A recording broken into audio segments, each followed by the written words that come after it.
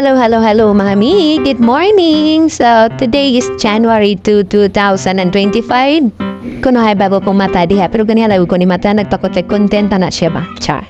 So, kani nga content mga mi, ako ni siya i-share ninyo nga usa sa everyday struggle ginamo as a patient sa niagi o kani anxiety or depression. Normal sa mua kanang inigbangon gidibog pa mi sa buhaton or mubangon ba mi or napamay buhaton. So akong action plan ani sa akong kagalingan mga mi nabi na karong 2025 na nadyo kay action plan nga ginabuhat everyday magsuwat yung things to do. So ako anang buhaton gana akong things to do list nako before ko matulog. Para ining mata na ko mula na ko i-check kung sa gana akong buhaton on that day. Kay way back 2024, niagi may process nga for healing.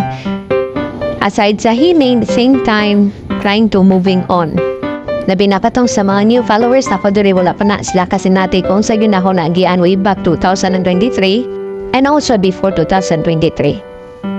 So sa ako ang na-learn sa mga previous years nga mo nagian ni away with my kids, kada adlaw na ay mga challenges, kada adlaw na ay problema, kada adlaw na ay atubangon. Pero, ang nakalahi lang sa amo ang naagian sa previous years o sa 2094 is ang 2024.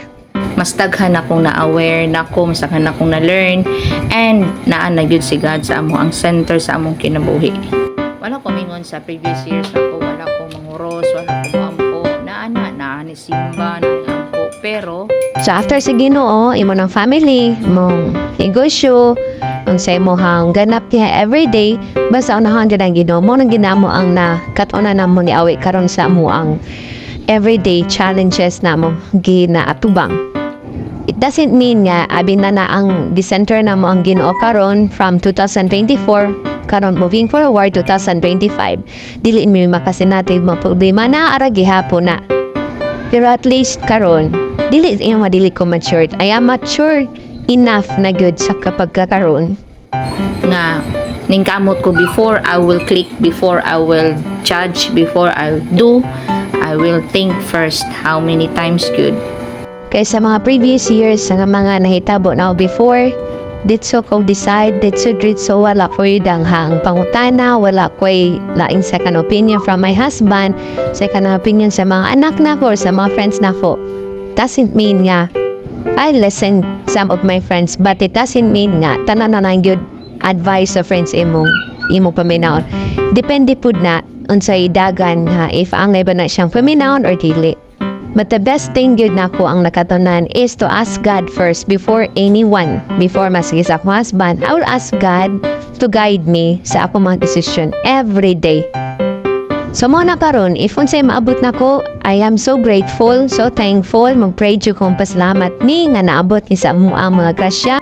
And if dili gini na maamo, if dili gini na makaya, di na mo pugso, not like before nga kamot ko, warag tudo pawis na nandiyon, wag tuol lang sideline ana. So ang hitabo is yabo. And the worst thing is nakatag na kong sakit. So karon at least I am already 43, so dahan-dahan patay kong tuig to spend years in my kids, to my husband, to my friends, to my family, to my customers, to my get-goings, or sa akong ganahan every day.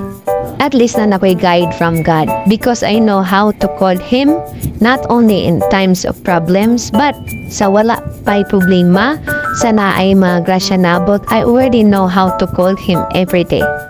Ay na makaingon mo kauwi sa nining pauwi nga God dili na siya uwi mga mi.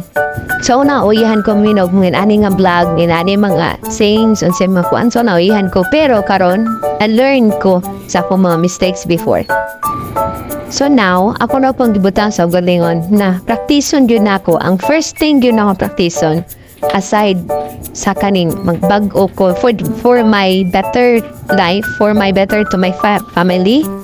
I will not forget to call God in times of happiness, sadness, troubles, or grasya maabot. Every day, call you po God. And aside from that, I will change myself to be kind as much as I could. So, karon again, I would like to say thank you to my followers, to my customers, especially God, and also to my family, to my friends, everyone. Thank you all. And Happy New Year and many more years to come.